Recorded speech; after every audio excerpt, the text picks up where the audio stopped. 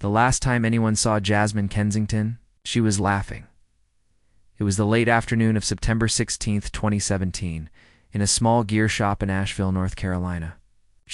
She was standing at the checkout counter with a hiking map in one hand and a water filtration pump in the other, chatting animatedly with the cashier about her upcoming solo trek. The shop's camera caught her as she turned to leave, brown hair pulled back in a tight ponytail. Bright blue jacket zipped up to her collarbone, and a pack slung confidently over her shoulder. It would become the last confirmed image of her before the mountains swallowed her whole. At the time, Jasmine was 32 years old, a lead project architect with a respected firm in Raleigh, known for her obsessive attention to detail and love for brutalist concrete structures. But her life outside the city was growing increasingly claustrophobic. Her apartment, once a sanctuary, now felt like a locked box. Her days at the firm had become a blur of client calls and revision cycles. Something in her had been aching to break away. So when her friend Nathan Caldridge fell sick the day before their planned trip, Jasmine didn't postpone. She packed the gear, drove to the trailhead at a remote section of the Pisgah National Forest, and stepped into the Appalachians alone. She left a note on her fridge that read, "Back Tuesday at the latest. Love you, eh?"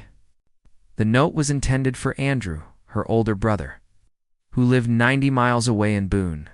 They'd always been close, bound by the loss of their parents in a car crash when Jasmine was just 14. Andrew had taught her how to pitch a tent, build a fire, treat a sprained ankle. They'd hiked together for years, most recently on a 2-day loop in Linville Gorge that left her exhilarated and sore. After that trip, she told him she needed something bigger, something quieter. Andrew hadn't argued then, but now standing in front of her locked apartment days later, with the note still taped to the fridge and no word from Jasmine, all he could think was that he should have stopped her. The first 24 hours of silence weren't unusual. Cell reception in those woods was spotty at best. But by Tuesday evening, when he still hadn't heard from her, a gnawing cold began to settle in his gut. By Wednesday morning, it had become a full-body tremor. He called the county sheriff's office. The dispatcher was calm, even reassuring. Yes, people get delayed. Yes, seasoned hikers sometimes miscalculate, but Andrew knew better. Jasmine wasn't reckless. She would have reached out the moment she had signal. Something had gone wrong. A ranger was dispatched to the trailhead she'd mentioned. They found her car parked beneath a spreading oak, untouched keys in the glove box. Inside the vehicle were her spare clothes, a laminated map, an unopened bottle of Gatorade. She'd clearly started the hike. She had not come back. The search began with methodical urgency. State police and SAR teams combed the area with dogs and drones. Helicopters buzzed low over the treetops, their thermal cameras scanning for signs of heat. Volunteers joined the effort, some strangers. Some members of Jasmine's firm who drove in from Raleigh with coffee and overnight bags. Andrew was there every day, walking the perimeter, eyes bloodshot, voice hoarse from calling her name into the trees. But the forest gave back nothing. No footprints, no torn clothing, no granola wrappers or gear. The dogs lost her scent 100 yards past the trailhead. The aerial cameras found nothing but endless green.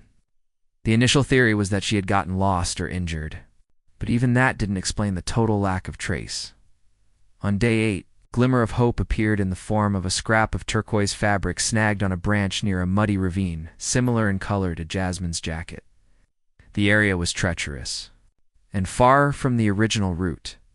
The team redirected resources, scoured the swamp for 2 days. But the fabric was later identified as a fragment of an old fishing vest. A false lead.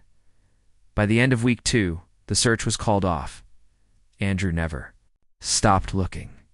Over the years, he returned to the trailhead, posting new flyers, checking with hikers, leaving laminated photos of Jasmine on tree trunks. He created a website, started a podcast with other families of missing hikers, pleaded with amateur sleuths on Reddit to dig into GPS data. But with every passing season, hope thinned like the autumn leaves. Then, in October 2023, 6 years later, a group of amateur geologists stumbled upon something strange. Deep in a rarely traversed section of forest, they were mapping for underground iron veins when their handheld EMF meter spiked. The source wasn't natural. It was coming from a fissure in the earth, hidden by leaves and rootwork. Inside that fissure, wedged between rocks near the entrance, was a small, weathered walkie-talkie. It was still broadcasting.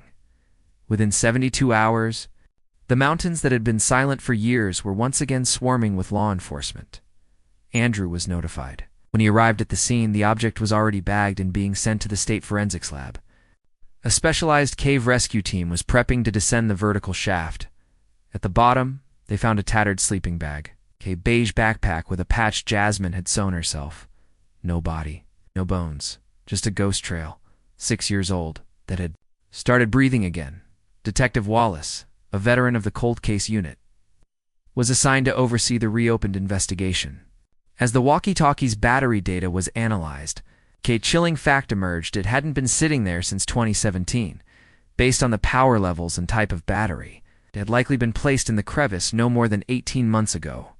Jasmine Kensington, or someone with her gear, had been alive in 2022, and she might still be alive now.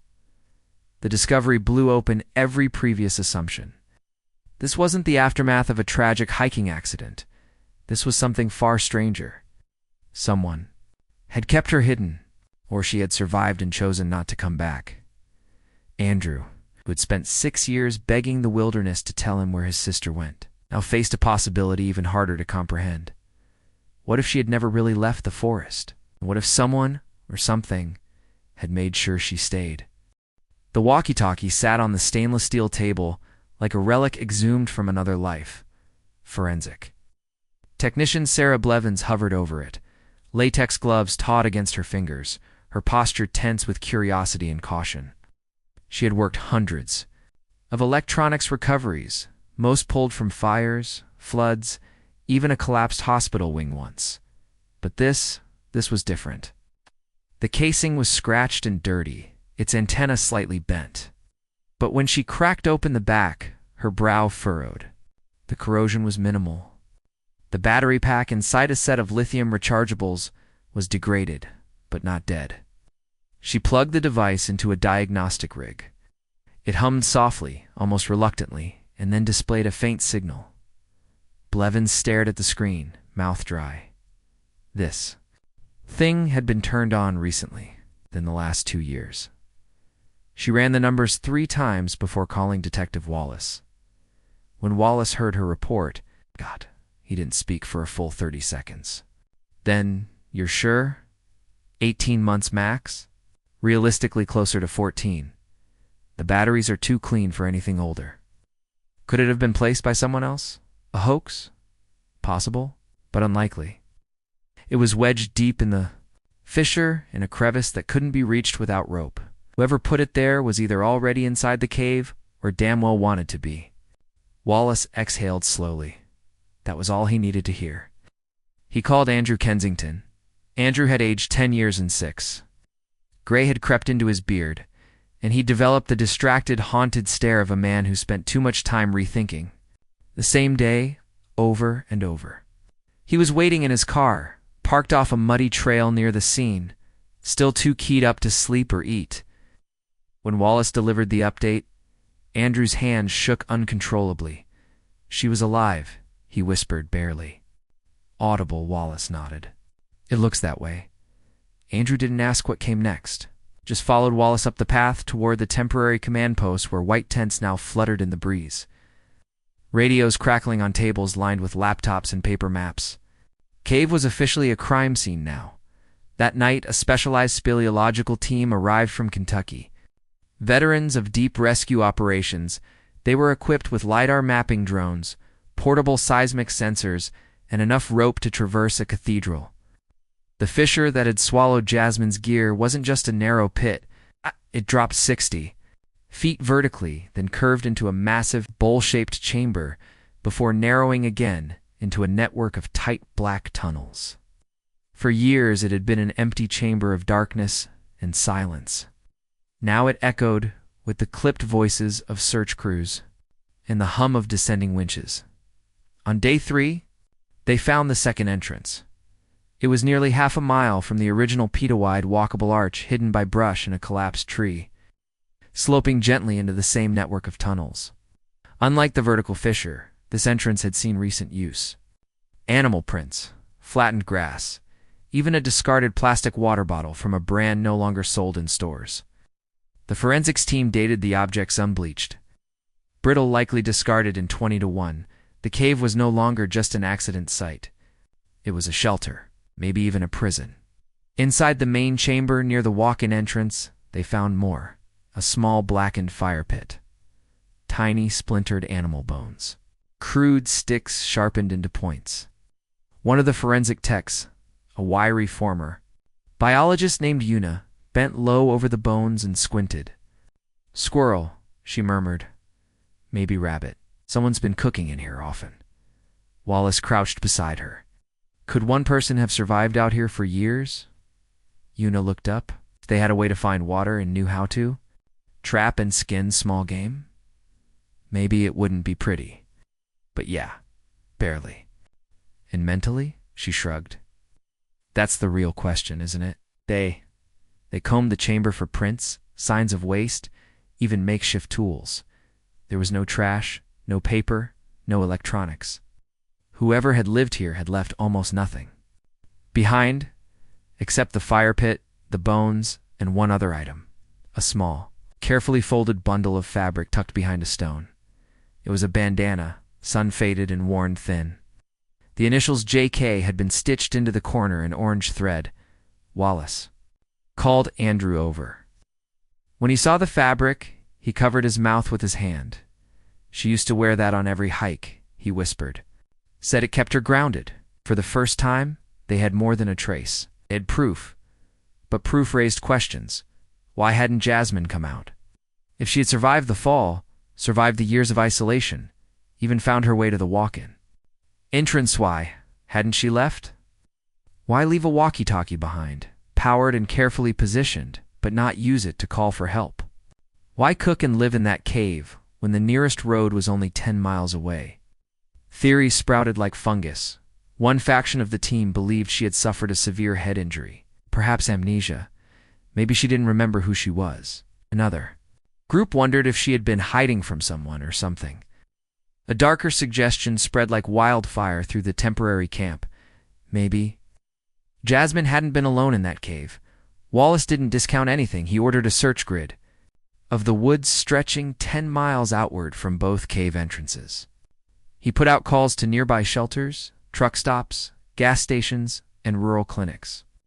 He pushed her missing person photo back into circulation, this time with the subtitle, "Believed alive as of 2022. And then, 5 days after the discovery of the walkie-talkie, the image surfaced. A trail cam photo, infrared, time-stamped for 52 a.m., August 14th, 22 to IO.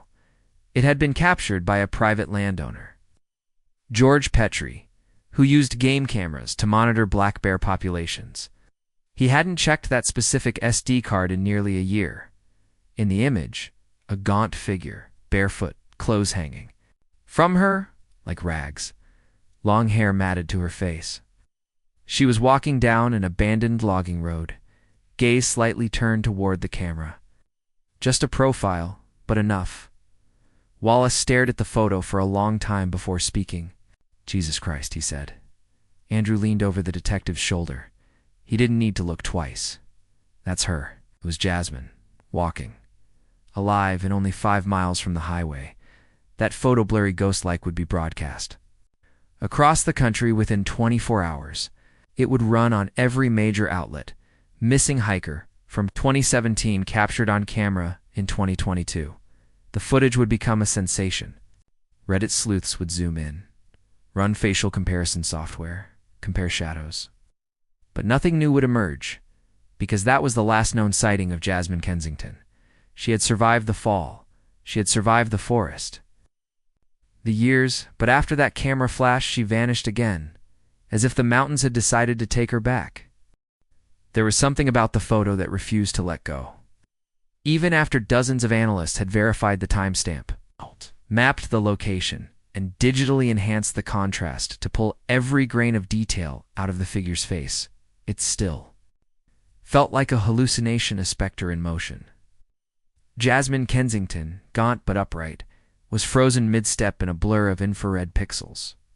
Her right foot hovered just above the packed earth, her head angled ever so slightly toward the camera.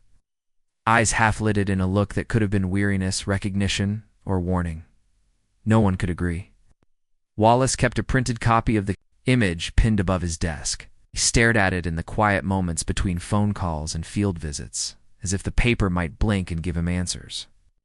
The logging path where the image had been taken was remote, but not unreachable. It hadn't been used commercially in decades, but it cut a crude line through the dense forest before intersecting, eventually, with State Highway 222. From the camera's location, Jasmine had been just under 5 miles from that highway. 5 miles.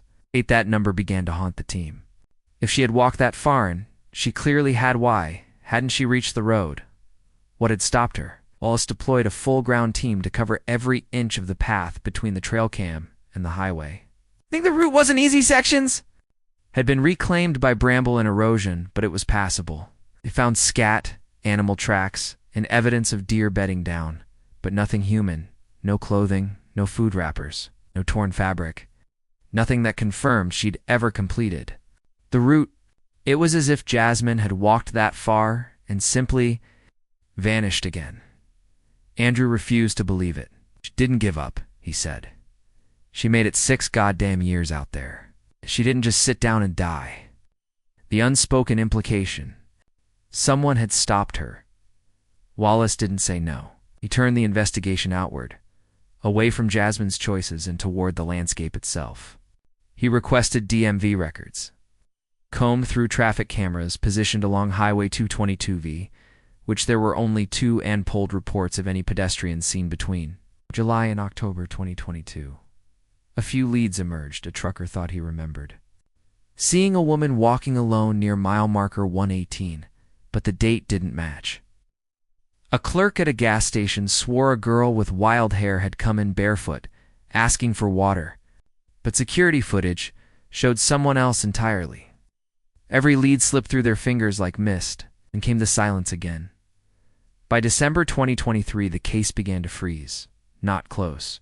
Not solved, just ... suspended, like a breath held too long. But Andrew refused to let it go. He started organizing a series of private ground searches, mapping areas the police hadn't fully combed. With the help of Reddit sleuths and a few former SAR volunteers, he charted a radius from the trail cam 5 miles in every direction. Each weekend, a small group would meet at the edge of a trailhead or forestry access road. Equipped with walkie-talkies, GPS apps, and dog-eared copies of Jasmine's photo. On the second weekend of January 2024, a volunteer named Troy Bowen, off-duty EMT from Brevard, made a discovery. The edge of a dry creek bed, partially concealed beneath a pile of weathered branches. I found what looked like a crude campfire ring. The stones were soot-stained. Ash was layered with moss and decay, but tucked beneath one of the larger rocks was something unmistakably out of place. A torn piece of tarp, black, with reflective strips along the edge. Emergency-grade material, and on it, scrawled in smudged charcoal. Help. The moment the photo hit Wallace's phone, he was already calling forensics. The site was cordoned off within 4 hours. The tarp fragment tested under UV and chemical agents yielded no fingerprints, but the carbon used in the writing was a match for ash found in the fire pit inside the cave. It was the first physical evidence that Jasmine had been outside the cave. After 2017, it was proof of her movement across the forest. Wallace stared at the message for a long time. "Why leave a message if you're 5 miles from a highway?" he murmured. The lab tech shrugged. Maybe she didn't know how far she was. Or maybe she knew someone was close by, and that message wasn't for strangers. Wallace's mind spiraled back to 2019, the case that had briefly reopened Jasmine's file. A hiker, assaulted and buried near a popular trail. The case had gone cold. No DNA, no leads. A ghost in the woods. But what if that ghost wasn't random? What if the person responsible had been living more hiding alongside Jasmine all these years? He pulled the file again. The victim had been a woman named Raquel Simmons, 28, last seen hiking alone to County South. The autopsy had revealed blunt force trauma, no sign of sexual assault. Her phone had been destroyed. Nothing had been stolen. The murder had been classified as personal in nature. Anger, emotion, precision. Wallace stared at Jasmine's photo again. If she had escaped, who had she escaped from? In late February 2024, something shifted. Wallace received a call from a regional postal inspector. A dead letter had been recovered at a mail sorting facility in rural Tennessee, just over the state line. It was written in pencil, addressed simply, Andrew K., no return address. Inside was a single sheet of paper, water-stained and creased. 3 words had been written. Tell them stop. No punctuation, no signature. The inspector had flagged it because of the case file distributed to regional agencies after the trail cam. Photo went public. Wallace's number had been listed as a contact. The paper was carefully preserved, the writing faint but legible. Andrew was shown the letter. He said nothing for a long time. Then, that's her handwriting? Are you sure? Tot?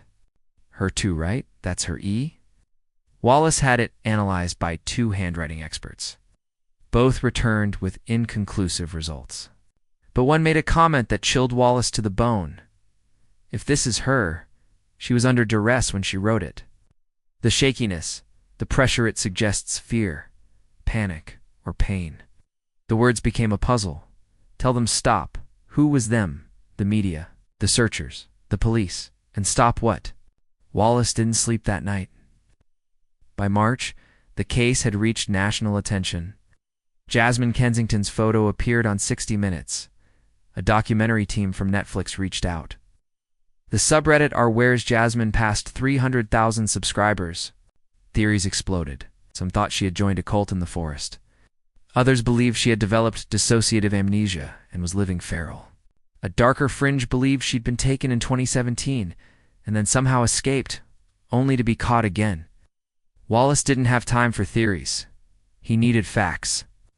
He doubled back to the original scene, the gear found in the cave, the sleeping bag, the pack, the walkie-talkie.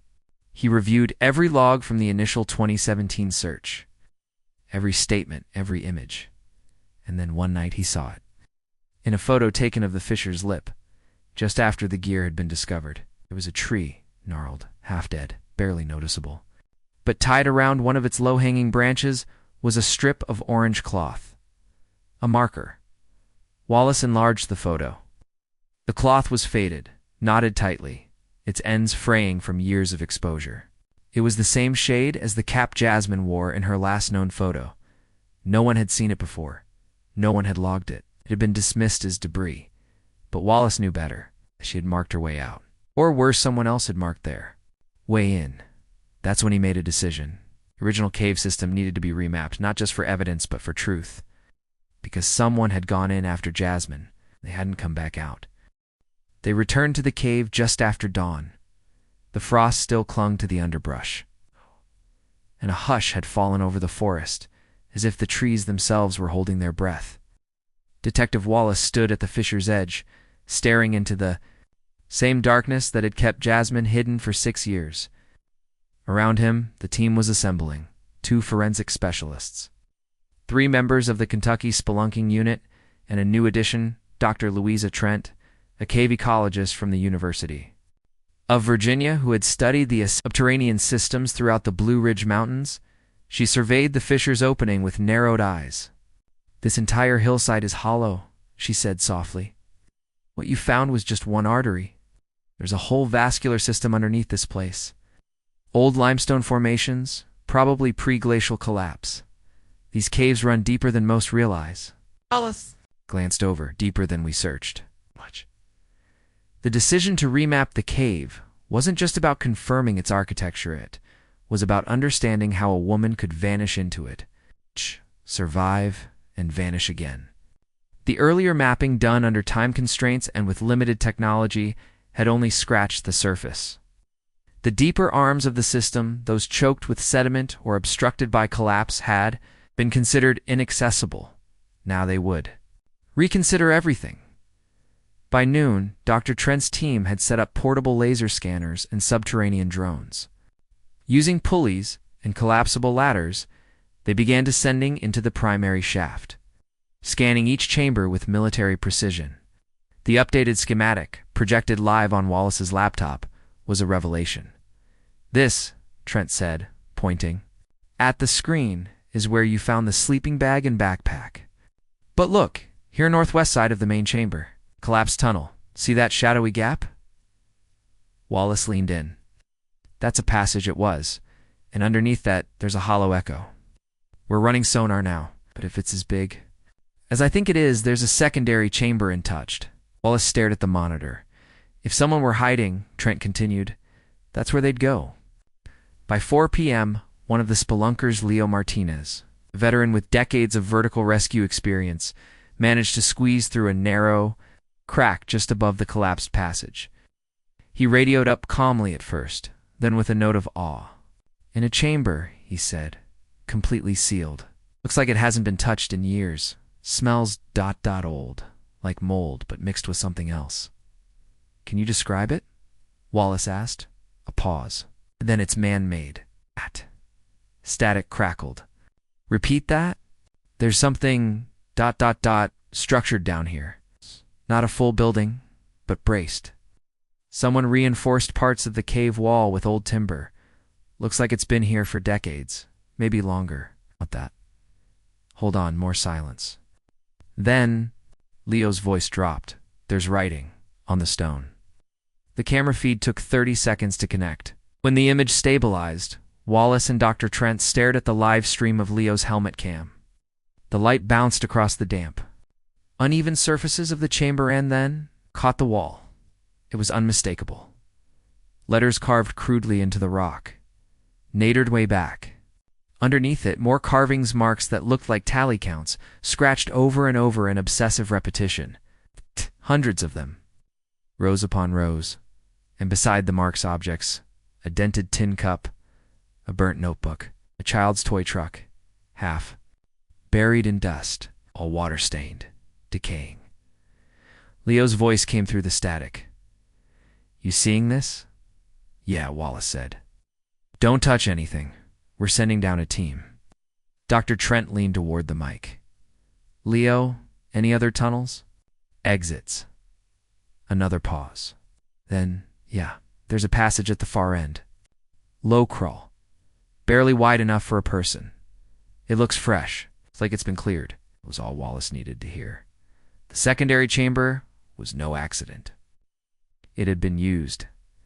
That night, in the sterile warmth of the forensics tent, the notebook, it was carefully dried and opened. Most pages were illegible. Mold had claimed whole corners. But near the center, a few words were still visible. Shaky handwriting, inconsistent pressure. A different hand than the letter mailed to Andrew, but the same person. One line stood out, smeared and faint but readable. "I'm not alone." It was dated March 2022. Wallace didn't sleep that night. He played the cave footage over and over.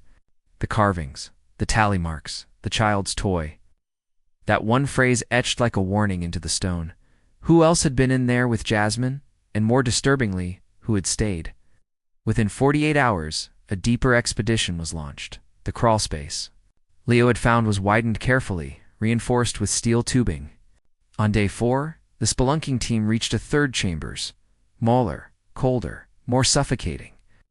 There were signs of occupation: a bundle of ratty blankets, an extinguished candle, the skeletal remains of small rodents, and one other item, a rusted hunting knife stabbed into the cave wall.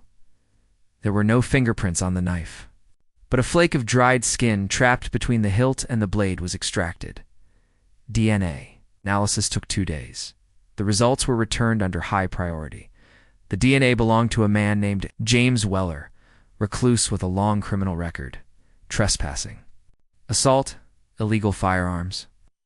He'd once been arrested for attempting to abduct a woman in rural West Virginia in 2008. Charges were dropped due to lack of evidence. In 2011, he disappeared entirely. His last known residence had been a hunting shack just 50 miles from the Pisgah Forest. Trailhead. Wallace stared at the report. It was no longer a theory. Jasmine hadn't just been lost, she had been taken. March 22nd, 2024. A cabin. Hidden in the Smokies. 1 mile from the Appalachian Trail, it was found by accident in an old forestry chopper. Flying low spotted a reflection from a tin roof hidden beneath heavy pine. Wallace sent a team the same day. They found it abandoned. Dusty, filled with the scent of mold and pine sap. Inside canned food, old boots, and a wall of newspaper clippings. Every article about Jasmine Kensington from 2017 through 2022 was pinned in obsessive rows. Some had circles drawn in red marker. Others had notes written over them. Too soon? She remembers. Trust is the key. In one, placed in the center, Jasmine's missing poster. On it, scrawled in jagged letters. Not gone. Not yours. No one had seen James Weller in over a decade. But someone had been living in that cabin within the last 6 months. They found fingerprints on the doorknob. They matched the cave. He had been there, and Jasmine had been with him. Wallace sat in his car that night, staring out over the highway where the logging trail once met the paved world. He didn't speak, didn't move. Jasmine had survived a fall, survived a cave, survived a predator. But she hadn't come back. Not yet. He pulled out his phone and opened the trail cam image one more time. She had been walking, not staggering. Not fleeing, walking toward something, or maybe away from it. He stared at the grainy profile, that half glimpse of a woman who had become a national obsession. "Where the hell did you go?" he whispered. But the forest offered no reply. Just trees. Silence. And somewhere out there, Jasmine, still walking, still missing. The knock came at 3:41 a.m. Detective Wallace had just closed his eyes at the motel off Route 21. When the night clerk pounded on his door, breathless and pale. "There's someone downstairs," the kid said. "She won't give her name. She says she knows Jasmine." Wallace was dressed in under a minute. The lobby was dim, its fluorescent lights casting a sickly yellow hue over the cracked tile floor. In the far corner, standing next to the vending machine, was a woman wrapped in a gray army surplus coat 3 sizes too big. Her face was obscured by a knit cap, her shoulders hunched as if she expected to be struck. When she looked up, Wallace froze. It wasn't Jasmine, but it was someone who had seen her. The woman gave her name quietly, Rebecca Weller. Wallace blinked. "Weller," she nodded. "James was my cousin." Wallace's heart ticked like a Geiger counter. "Where is he?" "I don't know. Haven't seen him in years. But I know what he did, or at least what he thought he did." They sat in the corner of the motel's continental breakfast area, the worry soda machine humming nearby. Rebecca's hands trembled as she spoke. "He used to write letters," she said. "Crazy stuff. Ranting about the mountains, about hiding from the Watchers. But in 2019, something changed. He started talking about her, a woman he'd found, Jasmine. He didn't use her name, just called her the Light, said she wasn't meant to come through, that she'd seen too much, that she knew things." Wallace leaned forward. Knew what? He thought she was part of something. Some government thing, or a prophecy. I don't know. He was sick. He'd been in those woods too long. Wallace asked if she knew the cabin. "I never went," Rebecca said. "He told me not to, but I sent food there once." A delivery drop at a trail marker. That's the last time I heard from him. "Do you think she was with him voluntarily?" Rebecca hesitated. "No," she said. "But I don't think she was chained up either. He had a way of ... folding people into his world. You started to see the forest the way he did, like it was alive, like it wanted you there." She looked up, eyes red-rimmed and sincere. I think she stayed because she had no idea how to leave. The same day, a new report arrived from the forensic team, still processing the items in the third cave chamber. One of the sharpened sticks initially believed to be a crude hunting tool had blood residue on it. Too old for a blood type, but enough to run mitochondrial DNA. It matched Jasmine and someone else. Partial male DNA, not enough to identify, but enough to prove one thing: she had fought. Wallace ordered the sample fast-tracked. He already knew what the second match would show. Weller, it had to be. But it also told him something more profound. Jasmine had not been helpless. She had survived, and at some point, she had fought back. They widened the search again. This time, they searched with Rebecca. She led them to the old trail marker, a pile of rocks nestled between two ancient trees, marked by a series of carvings that resembled Norse runes, but were likely nonsense. She said James had used it as a drop point. Wallace had the area excavated. They found plastic bags rotted, eaten by bugs, the remains of preserved food. And beneath a flat stone sealed in wax, a notebook. It was pristine inside, written in tight, precise cursive, not James's hand. Jasmine's. The notebook was 63 pages long. It began on page 5. The first 4 had been torn out. The first surviving line read, "I don't know what day it is, but I woke up, and he wasn't there." Wallace read it 5 times before breathing again. The notebook was not a diary. It was a record. Survival. Log. A chronicle of her captivity, her escape, her wandering, her transformation. Each entry was dated only with seasons. Late spring, I found the side chamber again. It smells like death, but it's the only place that's dry. Summer, I tried to go back to the fissure. The rope was gone. I waited until the moon was full. I followed the river. I think I went in circles. And then I passed. A hiker today. I don't think he saw me. I was too afraid to speak. It became clear Jasmine had spent years moving in and out of hiding, surviving in short bursts, finding food, firewood, shelter, avoiding not just Weller but the world. In one entry she wrote, "The world feels loud now. Too much metal, too much glass. I feel safer with trees." And later, maybe I'm not supposed to go back. Maybe I'm supposed to watch, to warn. Then, finally, in the last pages, I hear cars now. I saw a plane. I'm ready. Well, what? If he finds me first? Wallace closed the notebook, heart pounding. She had tried to return. She wanted to, but she hadn't made it, not yet, by April 2024. Wallace had exhausted every avenue. He had spoken to the FBI, to Park Service historians, 2 survivalists and behavioral psychologists. Everyone agreed. Jasmine was alive as recently as mid-2022, and if the notebook was to be believed, she might still be.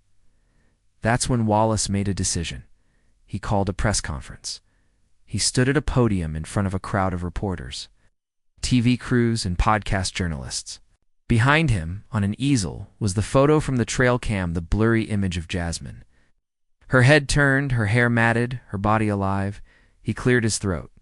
Jasmine Kensington is not a ghost. She is not a myth. She is a survivor. And we believe she is still alive. He held up the notebook. We have reason to believe she may be watching, listening, hiding. If you see this, Jasmine, it's safe now. Weller is gone. Your brother is waiting.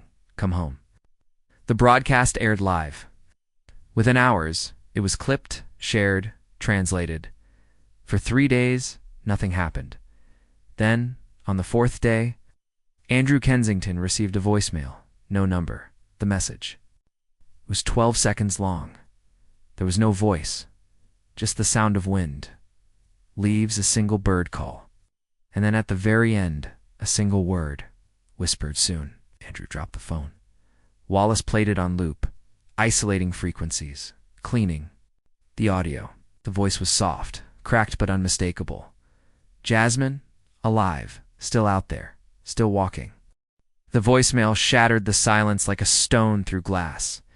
It wasn't proof, not in the legal sense. There was no location data, no timestamp metadata, no verifiable source. The 2, Andrew Kensington, to Detective Wallace, and to every investigator, who had spent months trudging through old-growth forests and shadowed caves, had whispers soon, meant everything. It meant she was alive, and she was watching. The voicemail was sent to the FBI's Audio Forensics Division. But the request came back with a familiar refrain, not enough to analyze. There was too much ambient noise-wine trees, birds. The only identifiable trait was the voice itself, female, adult, hoarse, likely dehydrated or injured.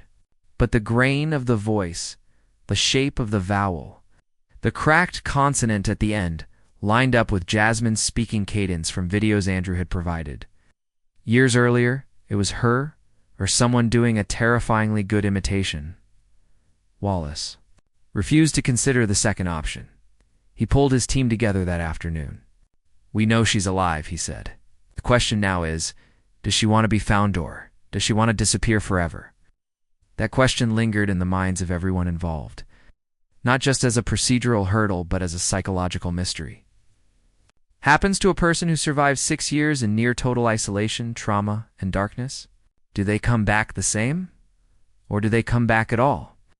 April 14th, 2024, a trail runner named Owen Harper was navigating a remote switchback in the shining rock wilderness when he tripped over something hidden beneath a layer of ferns.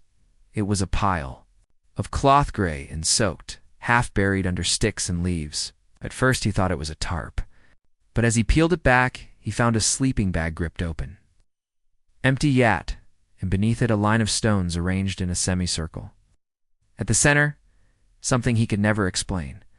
A makeshift compass, etched into the soil with charcoal and pine. Needles pointing due west. Owen reported it that night. By dawn, Wallace's team was on site. They found nothing else. No food remains, no trash, no markings. Just the sleeping bag and the compass, carefully built and aligned. "This wasn't random," Dr. Trent said as she kneeled beside it. "She's marking her path, like a breadcrumb." Wallace nodded, like a warning. From April through early May, sightings began to trickle in. A woman seen crossing a service road near Klingman's. Dome, a stranger asking for water at a farm on the edge of Cherokee. Figure caught on a hunter's dash cam outside of Brevard Hood. Up, limping slightly. Carrying a long stick like a walking staff? None of them were confirmed. But the geography told a story. She was moving southwest, away from the original cave, toward the deeper wilderness. Wallace pulled up a topographical map and stared at the clusters of ridgelines and rivers, the old Cherokee routes, the forgotten fire roads choked by brush.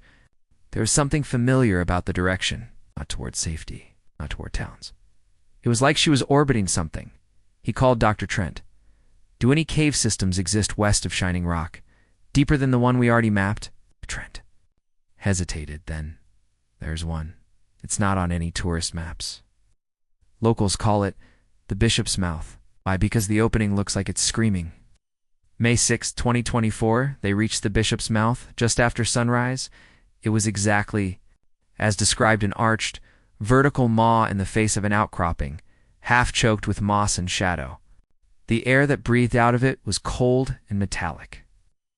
Wallace, Dr. Trent, and 3 spelunkers descended carefully. Inside, the cave was cathedral-like. High ceilings, damp walls. But what stopped them all was the smell. Burned wood and something else. Ash. Someone had been there recently. They found the fire pit first, still warm, and 10 feet beyond. Something even more unexpected. A book, wrapped in a plastic freezer bag wedged between 2 rocks. It was a paperback Watership Down. The cover watered, damaged, and folded. Inside, a note. "For Andrew," I remember. Wallace radioed to have Andrew brought in immediately. By evening, Andrew was standing in the cave, the book pressed to his chest, unable to speak. It was her favorite novel. Her mother had read it to them during thunderstorms. "She's leaving." "These," he whispered. "She's telling us where she's going." Dr. Trent examined the ash pile. "This fire was set less than 36 hours ago. She was here." Wallace felt his pulse race. Then we keep moving. The next sign came 5 days later. A group of amateur botanists hiking along an old ridge trail outside Joyce Kilmer's Lick Rock Wilderness spotted something strange tied to a tree. a blue bandana. It was faded, frayed at the edges, but tied with Purpose 3 knots, evenly spaced. Beneath it, carved into the bark, a spiral. Wallace stared at the carving. That's the symbol she drew in her journal. The spiral had appeared twice in the notebook recovered from the rock pile. Once on the corner of a page describing her escape, and again beside the phrase, "I go where the spiral leads." No one knew what it meant.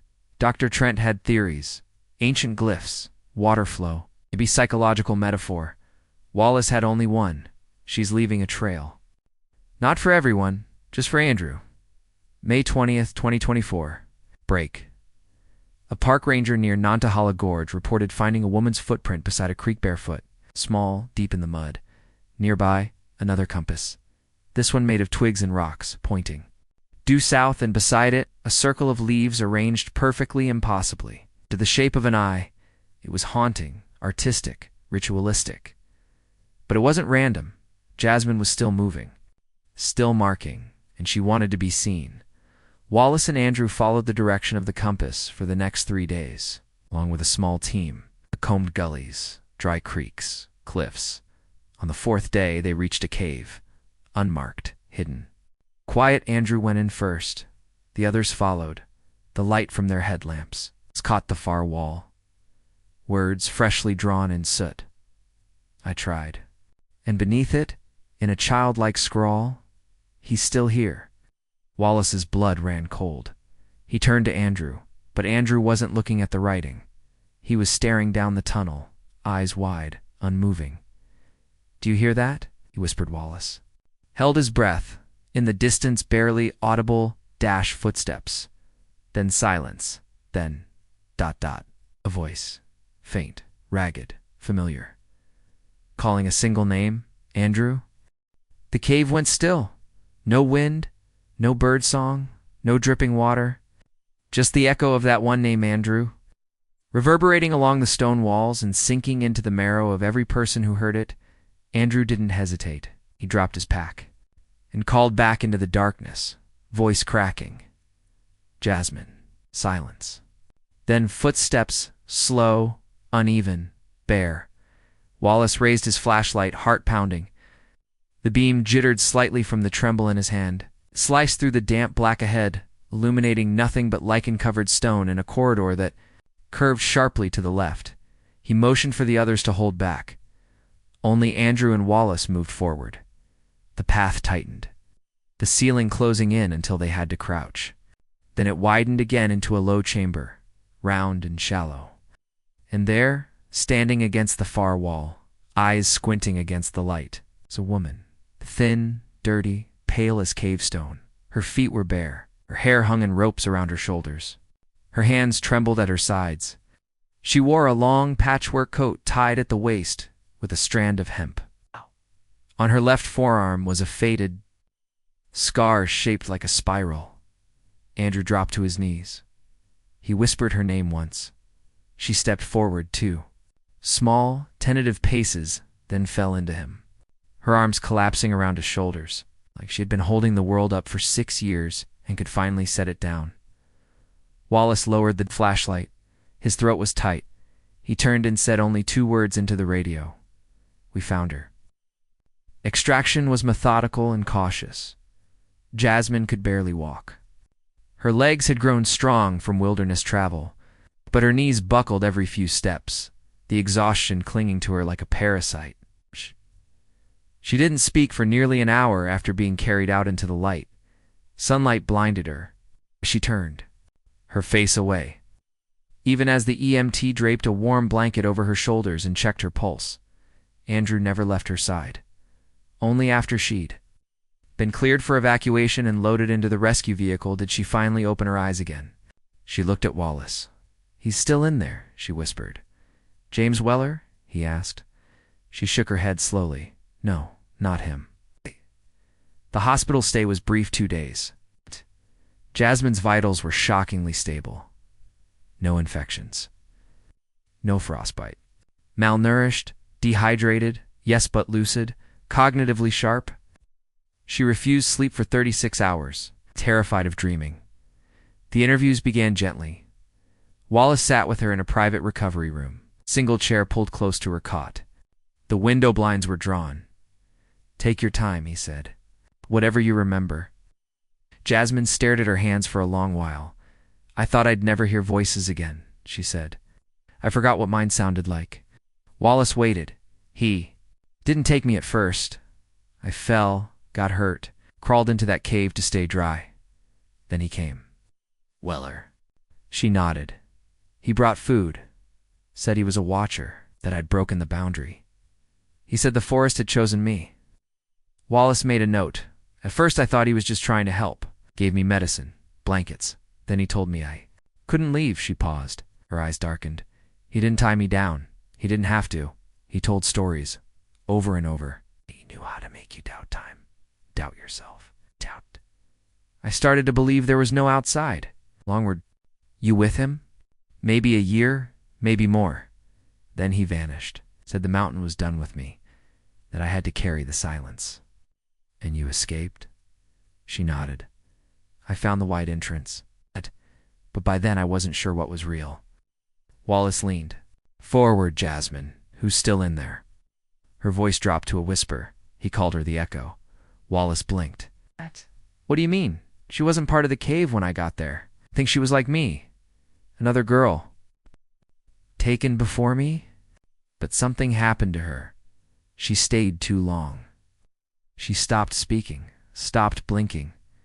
I only saw her twice, but ... But what? She trailed off, but what? She never walked. She floated." Wallace tried not to react. "You're saying there was someone else in the system?" Jasmine nodded. Her eyes were wide, unblinking now, and she never stopped watching me. Back at the Bishop's Mouth, the spelunking team re-entered the last known chamber Jasmine had occupied. They found her makeshift bed, a ring of charcoal. Drawings on the stone walls, spirals, eyes. Stick figures, with no mouths. And something new. A set of handprints, pressed high onto the ceiling. Out of reach for any normal human, elongated, thin knot Jasmine's, Wallace ordered. The chamber sealed. They didn't talk about what they'd seen. The reunion between Jasmine and Andrew was private. She told him everything over a period of weeks how. She survived on moss, birds, pine nuts. How she tracked water sources using frost. How she scavenged batteries from old trail cameras. How she lived not for freedom, but for a single imagined moment, Andrew's voice, saying her name. "I wanted to die," she told him once. "But I kept thinking, what if you were still looking?" His voice broke when he answered. "I never stopped." She asked about their old apartment. Their parents. The world. He brought her books. Tea. Her old sketch pad. One night she drew something in it. A map. Hand-dash drawn. It didn't follow roads or trails. It followed symbols. Spirals. Eyes. Compass roses made of animal bones and pine cones. She said they were left by others. "Others like you?" Andrew asked. She didn't answer. She only said, "There are still voices in the trees." In June 2024, Jasmine Kensington held a press conference brief, quiet and controlled. "I don't want to be a mystery," she said into the microphone. "I want to be a person again." She thanked the searchers, the geologists, her brother. When asked about James Weller, she paused. He believed in something, but he was wrong. "What about the spiral symbols?" She smiled faintly. "That's just how the forest speaks, if you've listened long enough. ... Wallace stood in the back, arms crossed, trying to find the lie in her face. There wasn't one. Only layers of truth, too deep for words. The case was officially closed on. July 1st, 22. For no charges, no body. James Weller's cabin was torn down. The Bishop's Mouth cave system was sealed under federal order. Trail markers were removed, maps redacted, and still rumors spread. Hikers claimed they heard footsteps. Behind them on empty trails, one camper awoke to find a compass made of twigs on their sleeping bag. A boy in Robbinsville went missing for 48 hours when found. What? He had a spiral drawn on his chest in soot. No memory of how it got there, Jasmine declined all further interviews. She moved to a small house near Boone, grew vegetables, walked at dawn, but every so often, Andrew noticed when she passed the tree line. Behind her garden sheet would pause, turn, listen, like someone was calling her, like someone still remembered her name. It was the spiral that came back first, mid-July, 2024. A fire lookout named Micah Reed, stationed near Big Ivy, North Carolina, was scanning the forest canopy after a thunderstorm when he spotted something odd on the ground just beyond the tree line. A series of stones arranged in a spiral formation, visible even from 60 feet above the forest floor. He climbed down, curious. The rocks were warm from the sun, carefully placed, each one the size of a fist. The pattern was precise, mathematically perfect, curling inward like a nautilus. At the center was a bone, clean, bleached. Maybe deer, maybe not. Micah didn't think much of it at first. Locals were always leaving weird markers. But when he snapped a photo and uploaded it to a regional wildlife tracker app, it was flagged within hours. A moderator contacted Wallace. The spiral had returned. Wallace didn't call Jasmine right away. Wasn't sure he should. She'd made it clear after her press conference, no more interviews, no more theories, no more police. But he couldn't ignore it. The spiral wasn't a coincidence. Not after everything. He drove out to Boone. Found her weeding the edge of her small vegetable patch, her hair tied up with twine, dirt on her hands. She looked better, still thin, still pale, but her eyes were calmer now. Like a storm had passed through and left something clean behind. "Another spiral?" she asked, without turning around. Wallace froze. "You heard, I felt?" She stood slowly, wiped her palms on her jeans, and looked at him. "Where?" "Big Ivy." Her expression darkened slightly, but she nodded. "It's starting again." "What is?" She walked past him, toward the back porch. The pattern. Wallace followed. "Jasmine, we need to talk about what's really out there." She sat, pulled a chipped mug of cold tea toward her. Facts. "You want facts? Evidence. I want the truth." Was quiet for a long time. Then she said, "There are places in those woods where time doesn't work like it should. Places where sound bends, where wind speaks." James wasn't wrong about that. Wallace leaned in, "But he used it to trap you." "Yes, but he wasn't alone. He didn't make those marks. They were already there." Chill passed through. "Wallace, are you saying someone or something was using him?" "Saying the forest keeps its own memories." She reached behind her, pulled a sketchbook from under the chair cushion. Inside were dozens of pages, maps, drawings, notes, symbols, coordinates. One map showed the area around Big Ivy. The spiral was marked already, days before Micah ever saw it. "I dream in symbols now," she whispered. "Sometimes I wake up and they're already drawn." Wallace felt the weight in his chest build. "And what did the dream say?" She turned to a blank page, drew a quick spiral with her fingernail pen. Just pressure on the paper. "They say it's not finished." The investigation restarted quietly this time. Wallace didn't involve the FBI. He didn't even loop in the state troopers. Just a small circle of trusted specialists. Trent Andrew, a digital cartographer from Virginia Tech, and a survivalist named Rainer Boone, who had spent years studying Appalachian disappearances. They called it Project Echo. They combed the area. Around Big Ivy, Rainer found more spirals, 3 to be exact. One in moss, one burned faintly into a tree, one carved into the soil on the edge of a dry riverbed. All of them pointed southeast, toward the Lost Bald region. Map. Unhiked. Unofficial. Jasmine said nothing for 3 days. Then she called Wallace. "I have to go back." He resisted at first. "No, you just got out."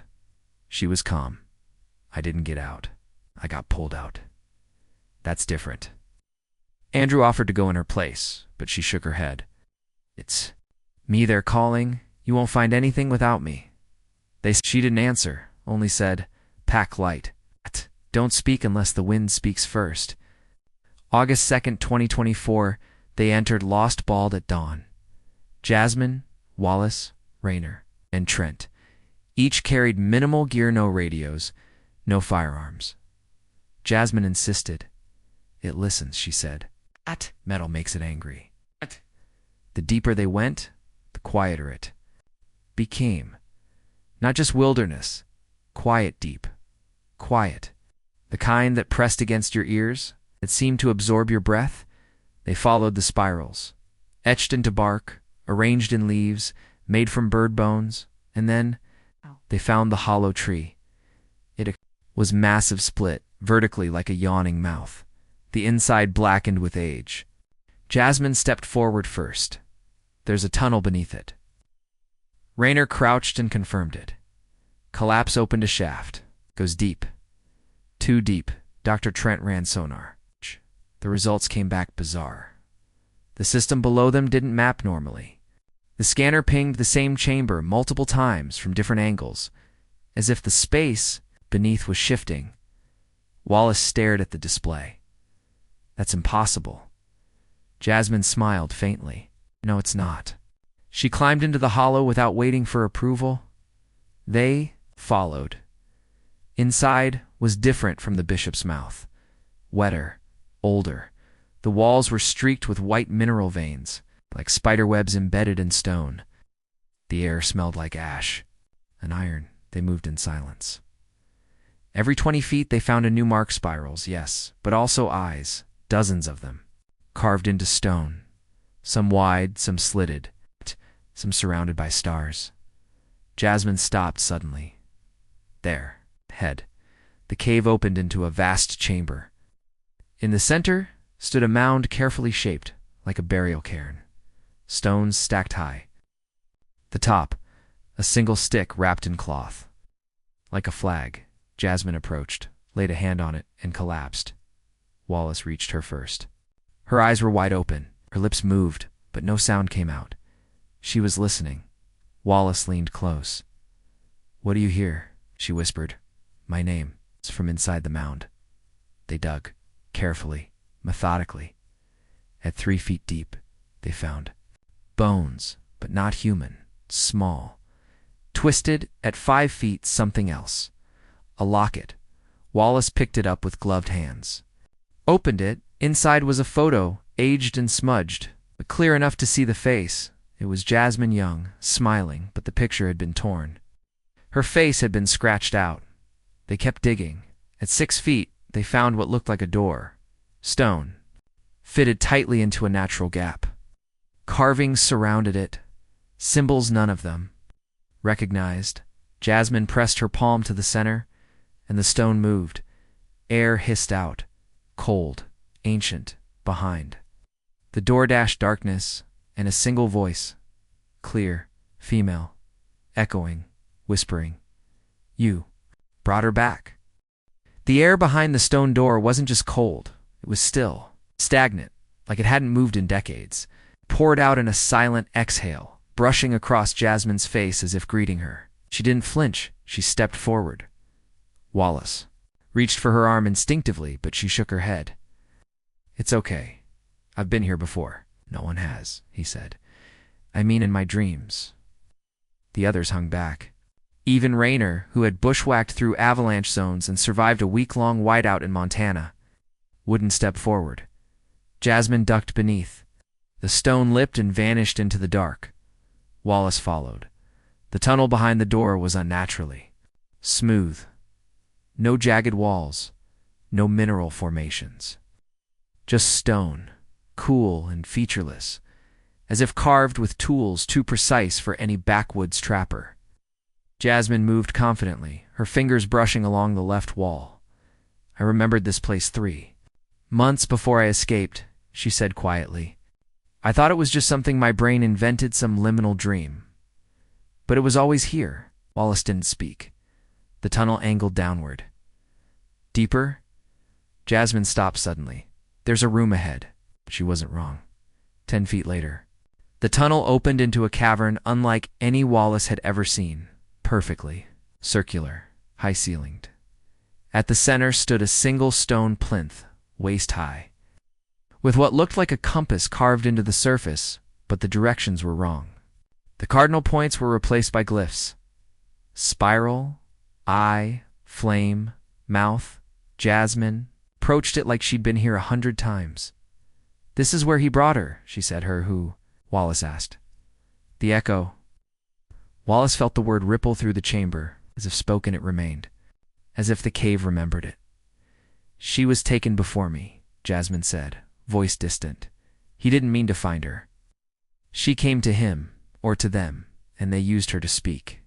"Who's they?" Jasmine looked around the room. "They live. Where memory goes, when you forget, they feed on what's lost." Wallace couldn't stop his chill. "You think she's still alive?" "Not like you and me. She's part of this now. She is the cave." She placed her hand on the plinth. Symbols glowed faintly. Wallace stumbled back, heart racing. Jasmine didn't blink. "I need to talk to her." "Talk to who?" "The part of me I left behind." Outside, the others waited. Dr. Trent paced near the tunnel entrance, visibly uneasy. "I don't like this," she said. "The echo pattern in here is unnatural. I keep hearing my own breath come back to me wrong." Raynor checked his watch. 15 minutes. "If they're not back in 20, I'm going in." "Bad idea," Trent muttered. "If this place is resonating on multiple frequencies, your compass won't work. Neither will your instincts." Raynor narrowed his eyes. "You saying this cave's alive?" "I'm saying this cave remembers." They waited. At minute 19, the ground beneath their feet vibrated once, hard, like something massive had breathed below them. Then silence again. Inside the chamber, Jasmine's eyes had rolled back slightly. Her hand stayed on the plinth. Her lips murmuring words that Wallace couldn't understand, fragments of Cherokee, perhaps. It may be something older. The walls began to shimmer, not physically, but perceptually. Wallace blinked, but the shift remained. He saw movement behind the stone. A figure. It was female, thin, floating, inches above the floor. She had no mouth, only two enormous eyes that didn't blink. They only watched. Wallace stumbled backward. Jasmine didn't move. The figure hovered closer. Sound began to rise, low, guttural, resonating from every surface at once. Not a growl, not a hum. Something else. A memory. Wallace heard his mother's voice, long dead, calling him in from the rain. He saw the outline of his childhood bike rusting behind a barn. He smelled the first snow of a long-forgotten winter. He dropped to one knee. Dizzy, this was what the cave fed on. Loss. The figure reached toward Jasmine. Jasmine whispered, "Not this time." She pulled her hand away. The chamber exploded in sound, not noise sound, layered and melodic and wrong. A sound that didn't come from any one direction. Sound that had depth. Then dash all at once it stopped. Jasmine collapsed. The figure dissolved like ash in the wind. Wallace crawled to her. Sighed. She opened her eyes, blood trickling from one nostril. "She's free now," she whispered. "Who?" "The girl. The one before me. She was caught for years." But she remembered who she was, just before the end. She remembered her name. Wallace helped her sit up. And now, she's gone. But something else woke up in her place. "What does that mean?" Jasmine didn't answer. Instead, she turned back to the plinth. The symbols had faded, but one had changed. The eye was now closed. Back on the surface, the team emerged into fading daylight. The forest around the bishop's mouth was silent, but not the heavy silence from before. This was a cleansed silence, a stillness, as if something long held had finally been let go. Wallace took a deep breath and looked to Jasmine. She stood straighter now, less haunted, but her eyes still carried weight. "Did it end?" he asked. She looked at the tree line. "No," she said softly. But it paused. They returned to Boone 2 days later. Wallace filed a confidential report that never reached. Official channels, the bishop's mouth was marked on government maps as unstable terrain, not enter. Raynor went back to Montana. Dr. Trent took a leave of absence from the university. And Jasmine, she disappeared again. Not into the forest this time. Into quiet. No one heard from her for weeks, until one morning, Andrew found a letter on his porch. No. Address, no stamp. Just a single line. She's watching the next one. Enclosed was a photograph, grainy, from a trail cam, a young woman, hiking alone, looking over her shoulder, smiling, and behind her barely visible through the trees an eye, carved into bark, wide open. The photograph haunted Andrew. He stared at it every night for a week. The woman in the image was a stranger, young, confident, wearing a bright red pack and mirrored sunglasses. Probably a college student. Was probably just out for a weekend hike. She had no idea what was behind her. The carved eye just over her left shoulder, blurred and weathered but unmistakable, wide open. Watching, Andrew brought the photo to Wallace, hands trembling. She said, "The next one," he whispered. "There's another girl." Wallace took the image and didn't speak for a long time. Then he called Jasmine. The line rang 8 times. "No, it's just voicemail. Leave your name." "If I'm not home, I'm somewhere quiet." He didn't leave a message. He already knew she'd hear it. 2 weeks later, a hiker went missing near Black Balsam Knob. College-aged, female, solo. Her name was Evelyn Ross, 23, environmental science. Student, amateur botanist. Last seen on August 18, 2024, at a trailhead just outside Shining Rock Wilderness. She'd left a note in her car saying, "Be back before sundown." Mapping plant density along the East Ridge. She never returned. Her pack was found a day later, 1.4 miles off trail, resting against a tree trunk. Inside, a journal. One entry, written in pen. "I think someone's following me, but not close. Just ... watching." And beneath that, a spiral. It's drawn in charcoal. Wallace got the call while making coffee. The words chilled him more than the first day he saw Jasmine walk out of the forest. He drove out immediately. Andrew came with him. So, did Dr. Trent? They searched for 5 days. Nothing. No sound. No footprints. Just the same signs. Eyes carved into bark. Spirals made from twigs. A compass fashioned from broken branches. Pointing away from the main trail, Wallace stood at the edge of a clearing and said aloud, "Jasmine, if you're out here, say something." The trees said nothing back. But later that night, back at the ranger station, a package was left on Wallace's rental car, who'd no name, no note, just a GPS unit. Inside, one marked coordinate. Latitude, 35.3962. And longitude, 82.8356 W. The Bishop's Mouth. Again, they returned at dawn. The area was overgrown now. A federal order to seal the cave had never been enforced. The trail had reclaimed itself, but the opening was still there, still yawning, still breathing Wallace. Andrew and Trent entered. No spelunking gear, no backup.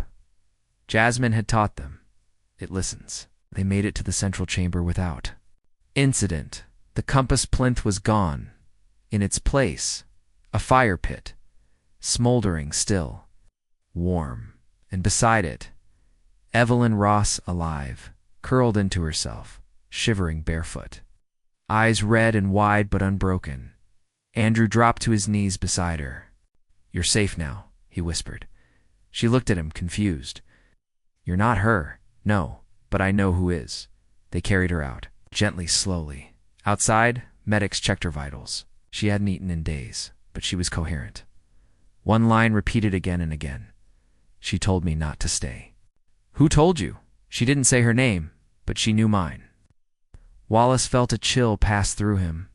He walked back to the trailhead alone, following a narrow deer path, heart pounding. There on a tree not far from the main trail was a note taped, written in the same handwriting as the notebook from Jasmine's escape. "I won't let it happen again, one at a time. Tell Andrew I'm okay," and at the bottom a drawing, spiral closed and I sleeping. A compass pointing home.